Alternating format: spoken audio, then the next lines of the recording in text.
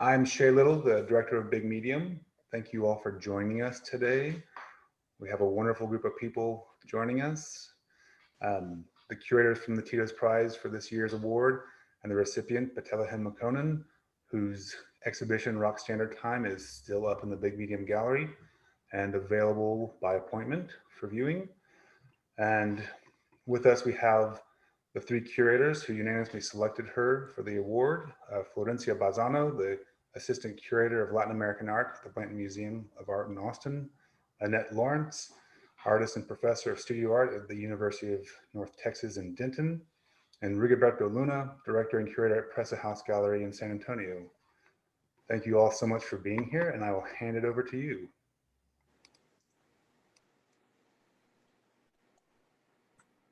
Thank you, Shay. Hi, everybody. Hi, Betty. Hey, Betty. Hello, everyone. Thank you for the invitation. It's a pleasure to be with all of you. Likewise. I'm excited to get started on this wonderful conversation.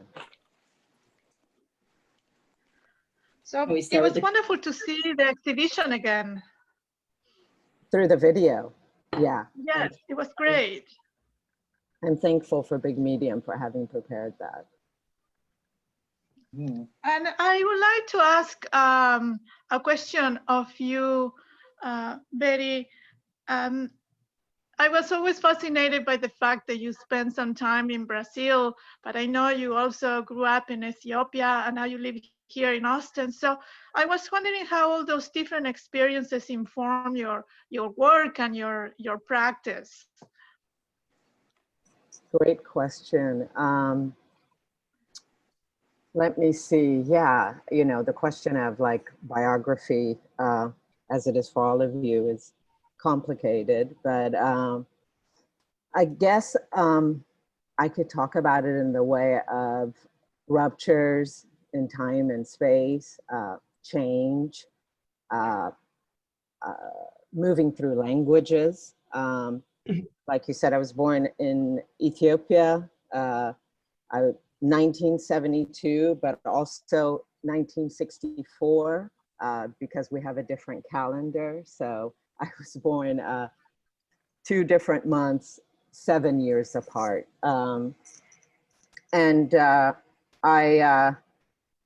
My life in the US began in Los Angeles, in South Central Los Angeles in the early 80s.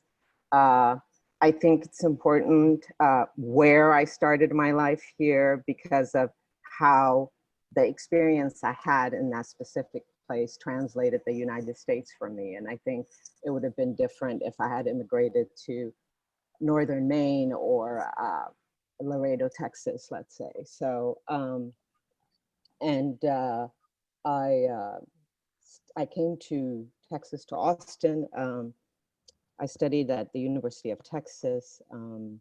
I did history and literature of Africans and Africans in the diaspora. So the connection of history, and specifically history of African diaspora and peoples, is foundational in my practice. And then I also had another disruption where I went to cooking school as well, and I was a chef for a decade, specifically in organic, healthy, holistic food. So just that kind of nourishment of being conscious of what we put into our body. And then Brazil enters my life after spending time in Miami and in New York. I moved to Rio de Janeiro, and like you said, I lived there 13 years. And that is actually where I began to kind of commit myself to an artistic practice, and by beginning to study at the School of Visual Arts in Rio de Janeiro. I started out in painting and drawing, as we all do, and eventually moved on to time-based media, photography or image making, and video. and I think we've talked a little bit about this, Flor, just the influence of studying in Brazil, in Rio de Janeiro, at that particular school that was heavily influenced by neoconcretismo, right? The neoconcretismo movement, the Grupo Frente from Rio, so Elio Chisica, Lydia Clark, right? As we discussed before, and just this idea of a decolonized view of art coming in from Europe, right? That you already have, like in the 20s with the Cannibal Manifesto, right? So all of that, I mean, I feel very lucky to have begun my studies there, and all of that I'd have a foundational effect in my practice and how I approach art and art making. Yeah, one of your videos is produced in the beach, right? Yes, yes. Can you tell me a little bit more about that work? Let me see if I can find the exact name of it. It's Opportune Time. Maybe Shay can pull up the image of it. Yeah. So, you know, the way I ended up into moving towards a time-based practice is when I was painting. So here it is. It's a 3-channel installation. There's also a sand in the setting. The videos were made in, maybe there's the image also where it's in movement, Shay. We could show that too, I think. But the videos are made at the beach in Copacabana, which is the neighborhood that I lived in. And walking was a very big part of my life and also part of my practice when I was living in Rio. So the videos were done in the very early morning in Rio. It has, I use, mirrors play a big role in my practice. And the way that I use mirrors is I always saw them as auxiliary lenses, like an additional to the camera's lens and the biological lens that is in my eye that helps me see better, or to somehow disturb the visual plane, to disturb its logic, right? And to be able to see, have multiple views and entrances into what I'm looking at.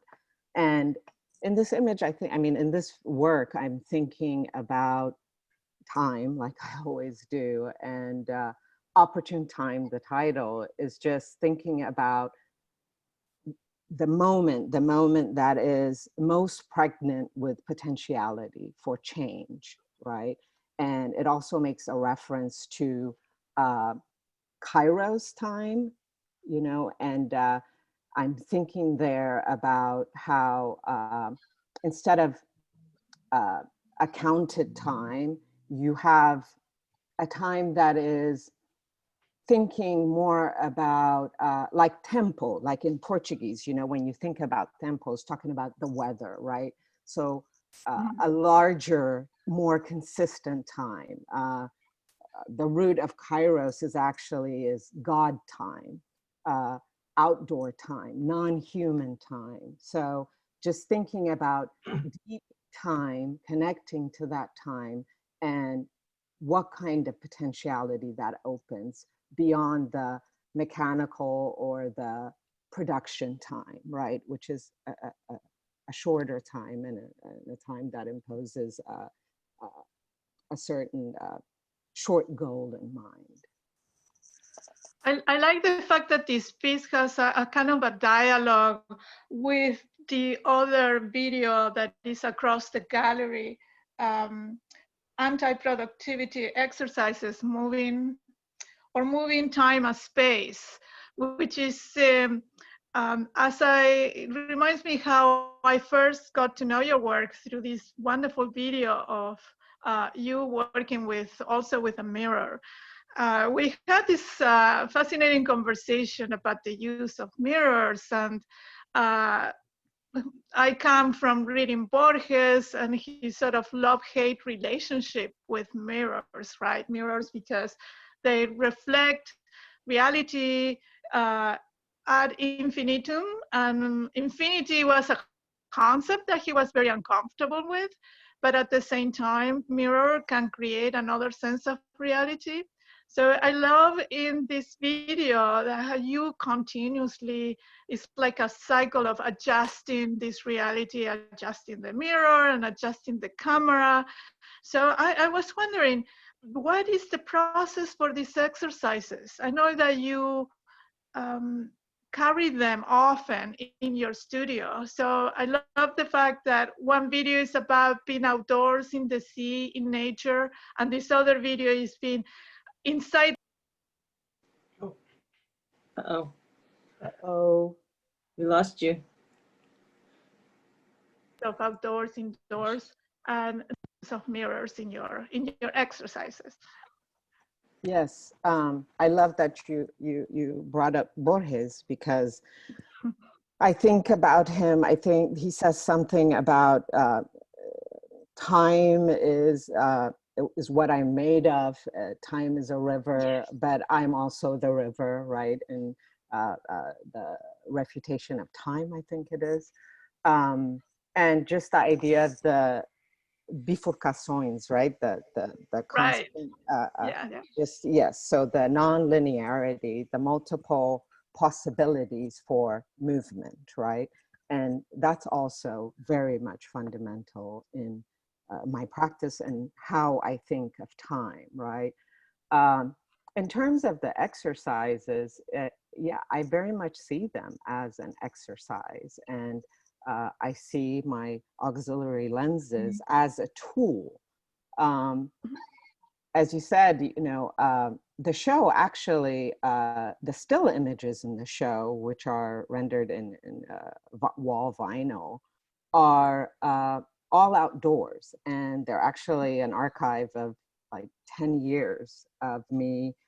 Like I said, my practice involved walking in Rio. So walking around Rio, trying to insert myself into the nature, trying to break the visual plane, to have this idea of this conjugation of time. And because in Rio, like in the beginning, I didn't have a studio. My studio was actually like the back part of our kitchen in our apartment. When I did have a studio like the one I have now, and then the one I had in graduate school in Chicago, I started doing, and also, I mean, as my practice developed, doing these exercises more related to like the history of video art, right? In the studio, like setting up situations, and they became performances, right? But again, like not performative, because I am also learning as I am participating in these actions and exercises, right? And really thinking about how do I create these like fugitive perceptual planes, right? How do I break up the plane to allow a non-linearity of time?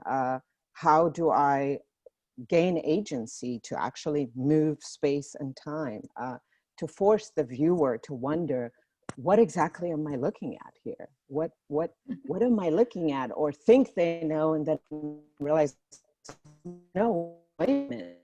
And not doing it in a kind of gotcha, tricky way, more as in everything is apparent, and it's just about your level of observation to be able to see what is going on. I'm not hiding anything. I mean, that's really important in my practice, just the visibility of process. I want to jump in. That what you just described is what made us choose you for this award. Exactly that. That's great. The video that you shot in your bathroom, which I don't know if we don't have access to it here, but the sense of finding out what we were looking at the very end, after seeing it the entire time, Yes. that was just It was brilliant. wonderful. Yeah. And Yeah, I wanted to follow up with a question that since we're talking about time, I just wanted to get your thoughts on timelessness. Wow. I love that. I mean, I think, that's what deep time is, I think that's the difference between timely and timelessness, right? And at least that's how I connect to it. I mean, maybe even like just specifically speaking about our current time,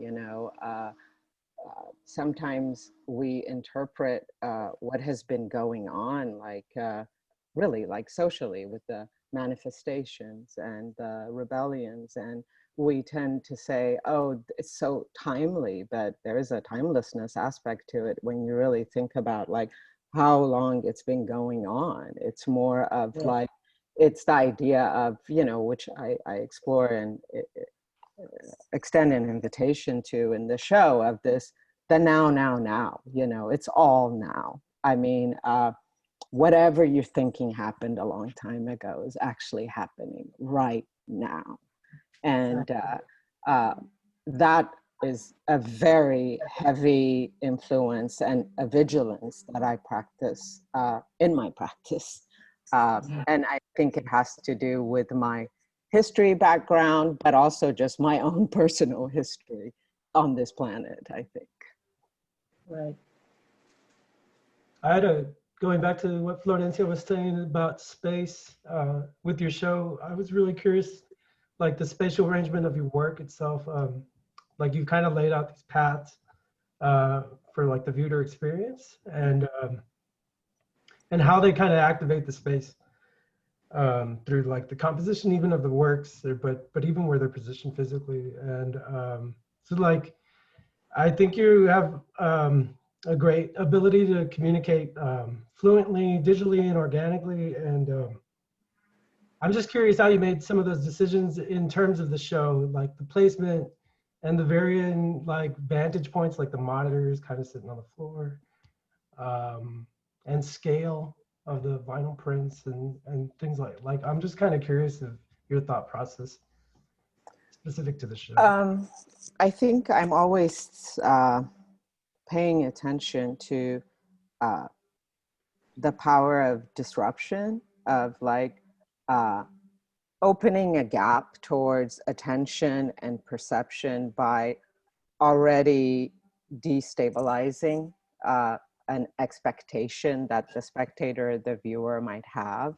And also in ultimate collaboration, right, with the space, with the works amongst themselves, and then a collaboration with the viewer as I imagine they will engage with the work, right? So with Rock Standard Time, just from the beginning, when you come in the show, I've put a window treatment on the glass, on the big glass wall of the gallery with it's like a golden window vinyl that they use like in corporate buildings, big downtown, to again create this this inner space, this interiority before you come in, also already implicating you in the show, and also creating this golden light, this golden hour that I'm thinking about. And in the video, in the opportune time that Flor mentioned in the beginning, that idea of that golden light, that golden hour plays into it too, that optimum moment when things can happen. And that's like, poetically the golden hour, right? So, and then coming in the show, just even the larger, the installation of the whole show, how you experience it, even though we're talking about clocks and time, it was important to me that the numbering of the works would go counterclockwise instead of clockwise. So already disturbing the idea of time and to get you out of the mechanical time and the clock, right? There is the destabilization of just looking at the videos are on the ground instead of a support system that might be a pedestal or other. I like to use rocks as pedestals or rocks as supports, because again, it comes back to disturbing a logic of what you expect, but also just grounding it in that deep time, in that history. I am invested in that the viewer sees anything that I've made, right? Yes. Again, just the expansiveness of the larger multiple, the polyptych of the vinyl pieces with the extended hands.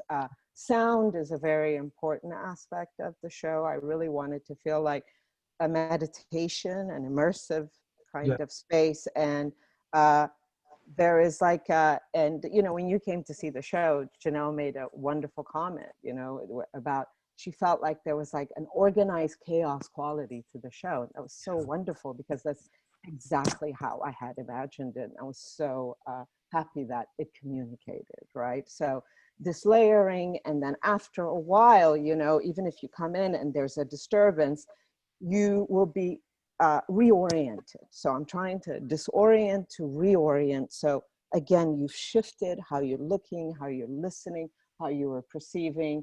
And then there is the collaboration piece that I made with Adriana Aguilera, those little moving rocks, the moving time pieces, the accelerated motion of moving rocks. They constantly are forcing you to pay attention where you are, because they might bump into you, you feel them behind you. So it's an attentive perception, attentive attention, which is what I hope for when people are engaging with my work. You're very successful, I think. Thank you. Thank you. I have another question or two. I mean, if nobody else. Go. You mentioned collaboration, and it's interesting because a lot of artists sort of, for various reasons, don't really enjoy collaborating, but it seems really important to your practice. And so I'm kind of curious about the role it plays in your work. I think also, like, in the materials that you work, there's kind of a collaboration in that. But I'm also curious about just collaborating with people like Adrian. I went to your show with Stephanie Concepcion Ramirez. That was another collaboration. And then what you do with the Black Mountain Project. So I'm just curious about collaboration as a whole in your practice, and if you could talk to us about that. I'm so glad you asked that question. You know, I think, you know, besides time, the other thing that my practice is obsessed with is language, right? And how, you know, again, language too, just like perception, like requires attention and like a disorientation and a breaking to really connect to it. So for me, when I think about collaboration, even artists who say they don't collaborate, I feel like it's a language issue, because just you're collaborating with material. I mean, any kind of practice to begin with is a collaboration, because there is collaboration with the material. That's how I'm seeing it. It's a conversation, right? It's a give and take. You are there. It's not a one-sided thing, at least the way I approach it. It's not a manipulation. I'm actually collaborating. I'm doing something with. And I think, you know, it's pushed me more to think about, and also just as I become less and less a fan of humans, plants a lot, and about how plants organize themselves and how plant life and nature sees working, and just that form of organization, right? That form of like, you're in a system, you're in an ecosystem, and there is health in cross-pollination, there is health, and whether you know it or not, you're having a conversation, you are connected, you and acknowledging that and working through that instead of being completely oblivious to it makes whatever you're doing more possible. So that's how I see it. You know, I love the I'm a very solitary person. Like, I don't think I would be able to do any of the collaborations if I didn't have alone time, you know? But I like the challenge of trying to make something visible together, you know, or the pushback. I love the, I don't like the possibility, just, you know, of just what you can accomplish with others, the richness of the conversation. Yeah, I think it's just a natural draw for me, and it's just always given back so much more than whatever I have compromised or has taken away. I wanted to talk a little bit about one of the pieces, conjugated keyboard, and the relationship between art and language. That is such an important aspect of your work, and also the use of the rock, right, as a kind of symbol for this sense of time that happens very, very slow. So how did you put this piece together? Because it's like a keyboard. I wonder if we could see an image of it. It's a keyboard where the letters are covered by rocks. So is this commentary or thought about language, which is paradoxical, right? Language that communicates, but also that fails to communicate, or maybe what it communicates is something different because these rocks become like a new alphabet, right? You could write in rock, right? How do you? It's very playful at the same time, but also very mistrustful of language in a way. So I was wondering how you think of this and how you work with this. What you said just last is how I was going to begin. I think it's having a distrust of language, a healthy distrust of language. And also, I mean, like I said, having this background or history of having encountered the world in multiple languages, in the sense of spoken languages. Like I said, I was born into Amharic, which is one of the major languages in Ethiopia. But then when I was young, my great uncle, my mother's uncle, used to teach me Arabic because my mom's people are Muslims, and he wanted to teach me Arabic. I started my schooling in French. I met English for the first time when I moved here.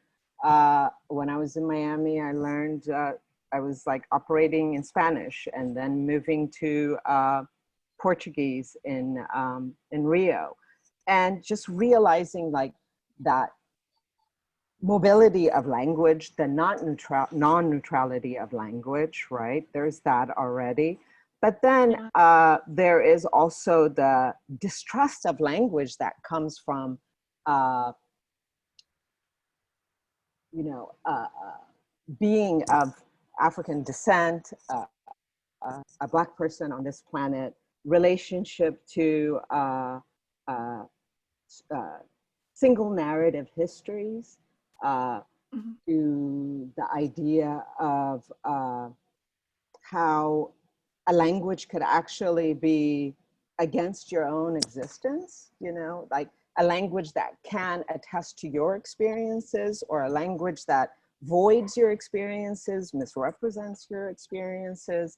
And then there's also the, you know, I mean, language medium being like, my language is also the mirrors, it's the image making, the moving images, the still images. So thinking about the non-cognitive language, right? Beyond the rational, right? And then poetry coming in of like the making of language, right? And the insertion of time in language, that deep time that I was talking about. So breaking language to the point that it speaks what you need to speak, right? I think there's the Afro-Canadian poet Dionne Brand, she talks a lot about that in the sense of how do, composing language and misusing it or breaking it to say what you, to be able to say what you need to say. Language is not, it's not neutral. It operates within a certain paradigm, and that paradigm limits what it can say, what it expresses, right? And how do you create a new paradigm for it? How do you misuse it? That's what I think about a lot. That leads me to ask, sorry, go ahead. No, go ahead, Anna. I was going to say that leads me to ask, do you have a writing practice in addition to your visual arts practice? I do. I think now I actually feel comfortable enough to say I have, I practice writing. I think before it was more of like, I saw it as secret thoughts from myself, or like sketching, and it was kind of done in the dark and not shared. And I think in graduate school, it helped. Another collaborator in the show is the writer Nat Nael. The conjugated calendar, which are the images, the framed images, were done in collaboration with Nat Nael. And Nat Nael was a professor of mine in graduate school. And I think the time I spent in graduate school and writing and finally sharing it and acknowledging it as a part of my practice, which has happened in the last 3 years, has been wonderful, because now I do write and I do make artist books that I include in my exhibitions. There is a small book in this show, and there was one in the one that Rigo mentioned, that was Women and Their Works, the Meaning Waivers. There was also a book in the collaborative show that I did with Adrien. Yeah, so yeah, writing is part of my practice now, and I'm really happy about that. And yeah, it's a good addition to trying to do whatever it is I'm trying to do. Mm-hmm.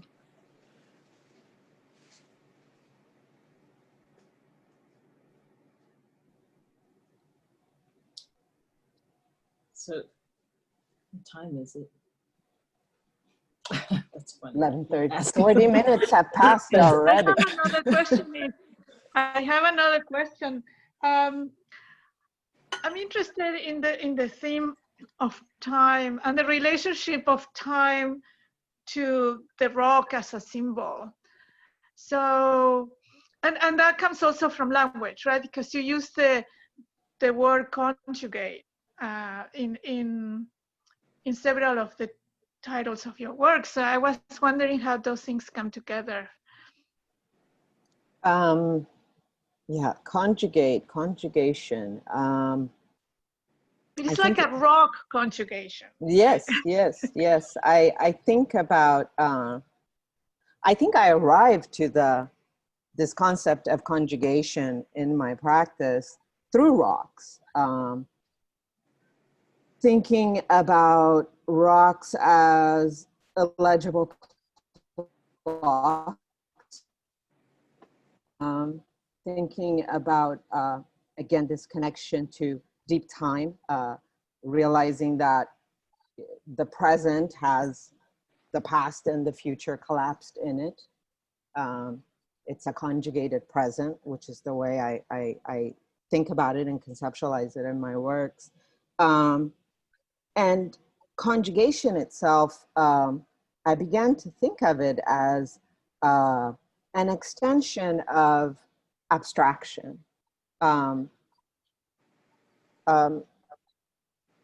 know, not making representational work, being pulled more into the conceptual side and thinking about abstraction. And this was in graduate school, I started thinking, okay, if I think about, again, language, about the roots of abstraction, it has to do with like taking away, cutting away, right? And I knew that my practice was interested in collapsing, in like bringing together, in like coupling, right? For,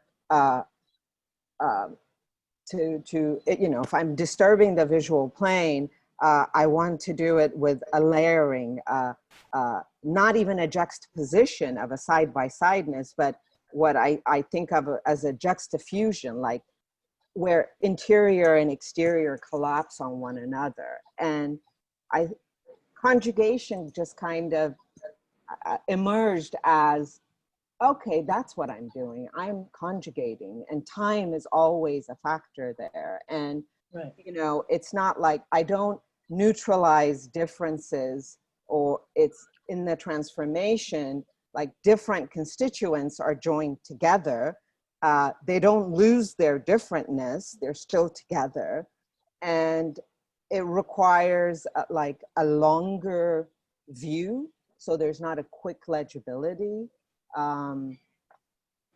Yeah, so thinking of conjugation in that way, and thinking of these rocks of like connecting us to like the bigger past, you know, of like what Adrian and I were looking at in Yosoaki, of just like a rock that is like coming from outer space, you know, the rock that forms our planet that we are living in, the rocks that we see, the mountains that I saw in Rio, the mountains that circle my, my native city, Addis Ababa, right?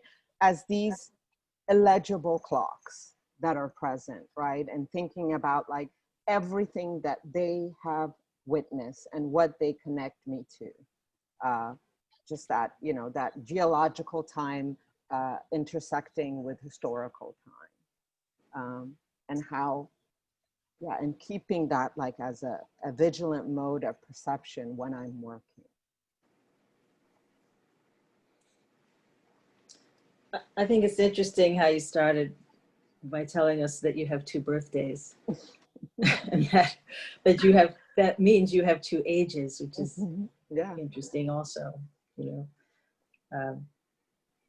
I don't really have a question, I just wanted to say that. Yeah, I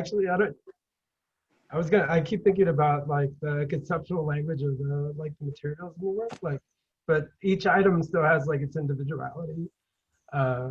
And there's like so many different interpretations when I look at that work. But it made me think of the like work of like Robert Smithson, of like bringing the outdoors inside and taking elements outside. You took the infinity mirrors to the coastline. I just found that really interesting in the relationships that you're creating there, because it's kind of like, and I was telling Janelle, I'm like endlessly thinking about some of these pieces, specifically the monitors that lay on the sand inside the gallery floor, the cold floor of the gallery, just the environment itself. And again, I don't have a question, but that was just something that I've been really contemplating, and I think I know that you do that in your work, like the uncomfortableness of not knowing, of not being able to get it. And since the opening of your show, I find myself contemplating individual pieces throughout the show. So incredibly effective. Again, going back, that's really why I felt that you were a great candidate for this, and why you ultimately got the awards. Thank you. Thank you. Thank you. I agree with you, Rigoberto, because I think this wonderful layering of different ideas that work together, Yeah. right? The time and language and poetry. And there is one of, I remember in the program, there was this text, very poetic text that talks about bringing everything together and working in the hold. So I was wondering what is that? What do you mean by working in the hold? This hold that is a hold of heartbreak, and a hold that is also hope, and a hold where everything needs to be broken down and then brought together in a new way. Could you tell us a little bit more about that? Yeah, I'm glad you asked that as well. You know, I think, I mean, the hold is something that's a very heavy and powerful word that, I mean, immediately, you know, it's been written about in the context of the transatlantic slave trade and the ships that Christina Sharp in The Wake talks about. Fred Moten talks about it. Catherine McKittrick. I mean, a lot of people that nourish my my thinking talk about it. I think about the hold, I mean, even in the sense of this giant pause that we're in right now, right? This suspended moment, that this kind of ever-presentness, this liveness that just doesn't seem to come to a tomorrow, right? That we've been in for 6 months now. That it's just pregnant with some kind of birth that's coming, right? And I think about the need for, you know, it's like an end, right? Something has to end and something new can begin, right? I am obsessed with that, with the idea of ends, you know, and how my work intersects with thoughts of history and philosophy, of course, and thinking about what new possibilities can emerge out of this rupture, right? I mean, more concretely, we're thinking about the elections coming up in November, right? What will be brought to end, and what can be birthed, right? Or during the manifestations throughout the months, right? It's not about retooling or fixing or adjusting, you know. It's about bringing something new, like a rupture. I use, in the wall text, I quote Sylvia Wynter, who is a philosopher that keeps me company, that means a lot in my practice. She talks about, you know, bringing, I'm paraphrasing, so it's bad, but, you know, she's talking about like bringing a new future into invention. Like, we have to participate, like, in the creation of the futures that we want and envision, right? And it's a new rupture. It is not a different version, you know, like a new version. It doesn't work. Like, you have to bring something new into invention. And you know, she says the buck stops with us, you know, and she's quoting actually Fanon from a Black Skin, White Mask. It's like, we ourselves have to bring it into invention. And I think that's what I think about, is like, as practitioners, you know, in the discipline that we practice in, like art making is about making, right? Language itself is about making, right? And bringing, like, reinforming, like, thinking and seeing habits. And yeah, I don't even know if I'm answering your question. I think you are. So, yeah. It's just this that, is such a you know, strange time that is being conjugated for us in a way. Yeah, yeah, yeah. I hope we I don't think- waste it. Yeah, I think that so much of what you're describing goes on all the time under the radar, and that now maybe it will be on the radar, but then again, maybe it's better for it to continue to be under the radar. I'm not sure, but I think that what you're describing is done out of necessity. Yes. I mean, always. It's happening all the time. It's not everywhere. a luxury. It's not a, yeah. That's right. Yeah. So we have 4 questions, I noticed. I wonder if we should open the discussion up to some questions. Sure. Sure. Mm. How do we do it? Is I'm Shay happy, there? I'm happy to ask the questions. Or Okay. yeah, Sure, go ahead. and I'm going to take a few. There's some of the comments, and there's some in the questions, and I'm going to kind of synthesize that into a, hopefully gather all the thoughts. But what can you? They're asking you to speak a little bit more on your relationship to time and how it relates to the pieces in the exhibition. For example, the weight and role of rocks, and how your current, how the show and your relationship to time relates to the current now. You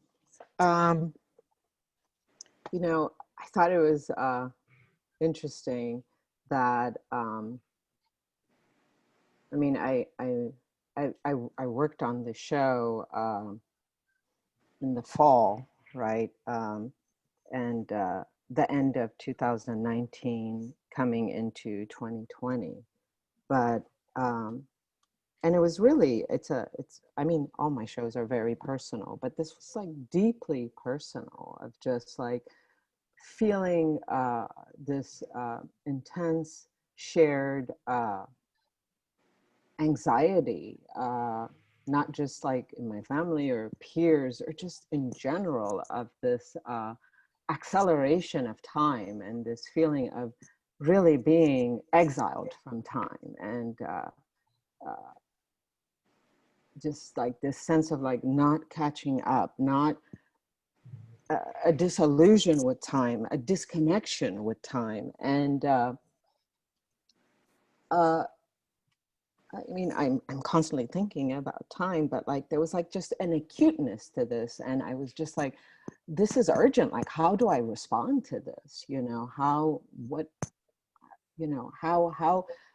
do we like get back to like presence instead of like production? And like, what's the relationship between presence and production? You know, I'm talking to people who just seem like they're just spinning, you know what I mean? And so I just wanted to make and also like being an artist and thinking about, we like if we also are like our machines, and we're just thinking like machines. And I just I felt like it's, I mean, like within our discipline, like that's what we do. Like we question the logic of things. We come up with new logics. We break open new possibilities. So a lot of like the work was made through slowness, like deep slowness. Like I was tumbling rocks. I got a rock tumbler and like emulating the ocean. That's how I thought of it. So like,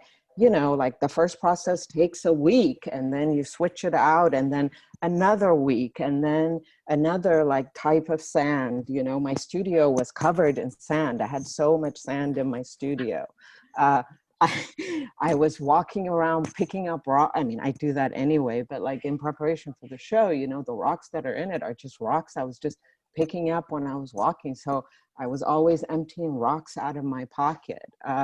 The watches, the used watches, I wanted them to be used watches. I wanted to be like time that was spent with others. And the process of gathering that, whether it's like in pawn shops, asking people, bidding for them on eBay, you know, just like taking this kind of time, you know.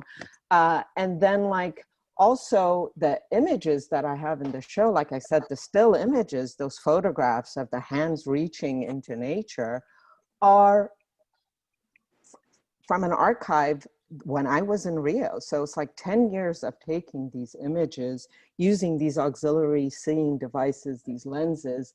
So it was almost, you know, it was my own desire to be connected to a time when I walked for like 2 or 3 hours a day, observing, trying to ask questions and pay attention, like to the atmosphere, to nature, to movement, to the mountains, to the ocean. And I felt like I had somehow, you know, I moved here 6 years ago, and I mean, it's not a huge city, but it's still like, you know, I'm in my car, I'm driving like across, and I'm trying to walk. I do walk, but not in the same way. So I was trying to connect to that time, and I wanted like the feelings, my own anxiety, to be confronted in the show, and the meditation to also be for me.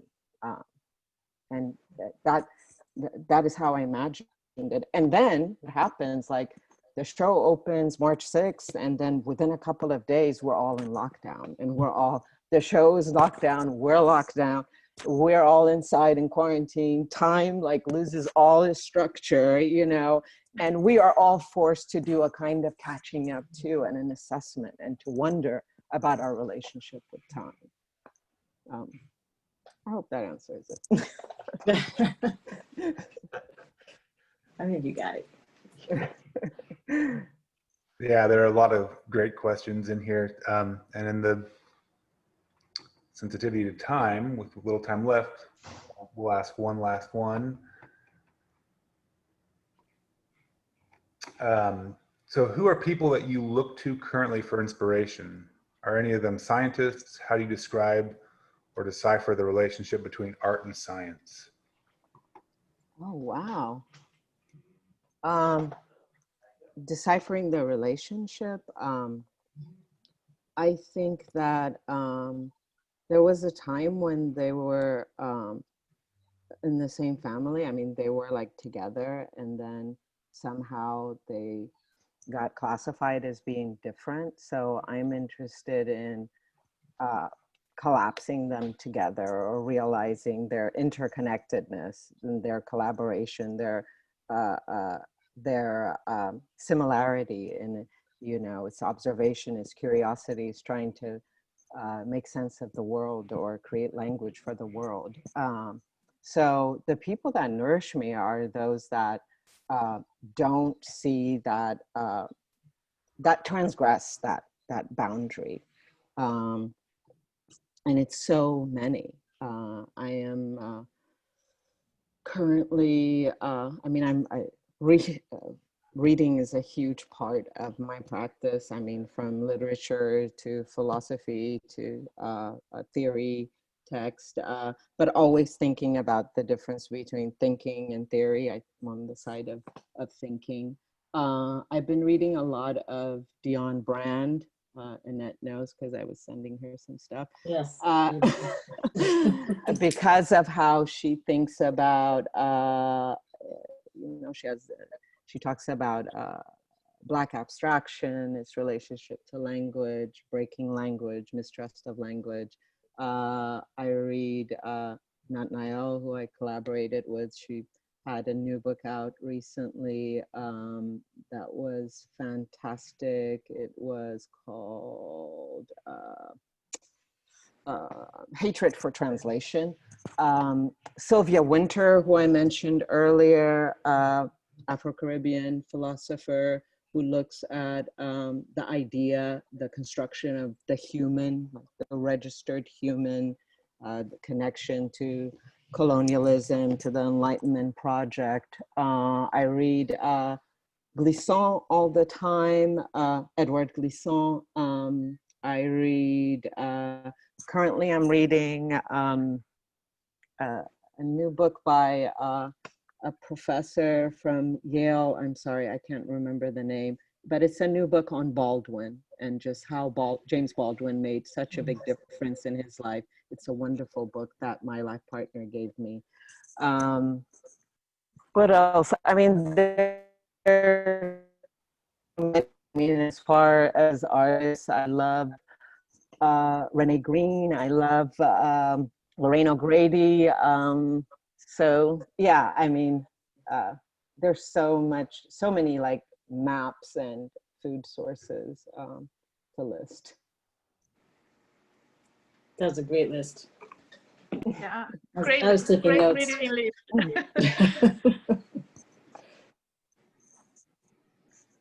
Maybe one last question. Yeah. Thank you all for anybody who has to step out. It's noon, a little bit 1 minute past noon, but if you want to stay for one more, I think that'd be great. And you touched on this slightly, Betty, but I think it is tied to a few thoughts in here as to the show was interrupted by COVID shutdowns. How did it look to you when you came back to reopen it? Did your perception of it change due to the new context? Rock Standard Time seems so appropriate to the new now we are in.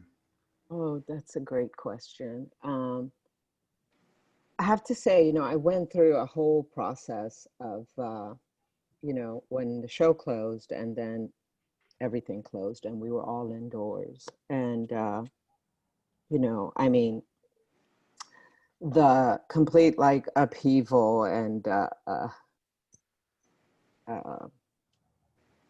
yeah, just, you know, on my own, in my own microcosm, my micro life, also, there was just a complete tornado of events beyond our collective experience of, you know, pandemic induced and ongoing pandemic induced with the uprisings. So I went through a lot. I mean, there was a part of me that was like, and you remember, I mean, Shay, because you are a big medium, you know, you're like, those moments you're like, well, when do you want to reopen the show? When should we resume? I mean, you know, I'm always thinking about scale and like different altitudes of looking at things. There was a moment where I was like, hey, I'm just going to go and pack up the show. Like, this really means nothing on the scale of things right now. It's not even where my mind is. Like, it's, you know, there was that feeling too. I mean, and I mean, I'm sure all of us question our practice sometimes and what is the use of it, you know, and when grand things happen, you know. So, you know, of just like the usefulness of, you know, some show here in a gallery in Austin. But it was interesting too, on the other hand, though, realizing there was some sense of like forecasting to everything in the show. My thoughts about it was like, it was almost displaced by a couple of months, right? And there was kind of this strange fulfillment of so many thoughts that I had that happened. And so when I first, it was really possible to open it, because we had actually thought of opening it, I don't remember, sometime, and then like the peak went up so high, we said, forget about it. And then when it really could happen, and also, I mean, in this time I was thinking the same thing, like, is it gonna be, am I still gonna feel the same? Is there gonna be a relevancy? So the first time I went back, I really just went like any audience member. I didn't have, I had no expectations. I didn't know what I would meet. And it was wonderful to realize actually it was in real time. And it actually spoke to me a lot. It was more resonant, right? And I realized, oh no, this really is right now. And what I had hoped would happen had happened. And it is really a meditation that I need, and I feel others could relate to or need as well. There was one thing about, like, you know, there was a part of me that was like, I almost changed one of the works. I'd been thinking about some, you know, I mean, with everything that happened, especially with the protests and the rebellion, I was thinking I was going to change one of the pieces. But then when I went to see the show and I spent time there, I said, no, actually, I'm not. And there's something to of a return, you know, where the show has stayed, but you have changed, you know. And that opening for Rock Standard Time was the last time I think like our community, the arts community, was together before the lockdown, you know. So I thought, no, there's something important about that time index, you know, and people coming back to experience it will have that added information of time too, which actually makes the experience richer. And so I did add one thing. I just kind of wrote on the wall in vinyl what I had been feeling the whole time during the lockdown, which is that our time is really in our hands. and what are we going to do with it? Which is, I mean, that's what I think about. And I felt like that still is resonant in the show. And I hope people get to see it because it's really going to close on September 5th. Oh, I was going to ask that. How long is it open? September 5th. Yeah. And I love that, it stayed the same and you changed, that we've been changing while it's been like a rock just there, right? Yeah. Yeah. This is so great. Thank you so much. Thank you. Yes, thank you all. Congratulations. Congratulations. It's beautiful. Appreciate it. It has been such a pleasure and honor to work with all of you. And I think there's big shoes to fill for the future curators and their process, because Betty, this is an amazing show and you're an amazing artist. And thank you. Yes, thank you for everything. Thank you for, thank you. Thank you. And congratulations. Thank you. Thank you. Thank you, Rigo. Thank you, Annette. Thank you, Flor. Thank you, Shay. And thank you all for joining us for this. It was a lovely conversation. Everyone have a great day. Stay safe and healthy. Yes. Bye. Take care. Bye. Bye. Ciao.